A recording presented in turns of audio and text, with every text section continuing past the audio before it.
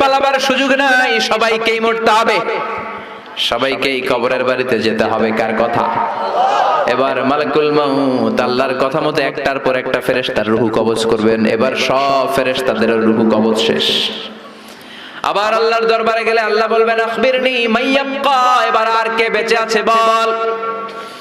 মালাকুল মাউত ডেকে বলবে আল্লাহ আপনার কথা মতো মানুষ মারলাম, প্রাণীগুলোরে মারলাম, পাখিগুলোরে মারলাম, মৎস্যকুল মারলাম, জিনগুলোরে মারলাম, সব ফেরেশতাগুলোরও মেরে সাইজ করে দিলাম, কেউ নাই, শুধু চারজন ছাড়া। কয়জন?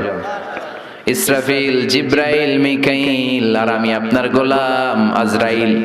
আল্লাহ বলবেন কিছুক্ষণ আগে দুইটা হুইসেল দিয়েছে যে ফেরেশতা ইসরাফিল, আগে ওইটারে ধর, ওইটাকেও শেষ করে দে। যে ইসরাফিল তিনটা ফুৎকার দেওয়ার জন্য শুধু তাকে বানানো হয়েছে, এবার তার রুহটাও কবজ করে ফেলা হবে, সে নাই।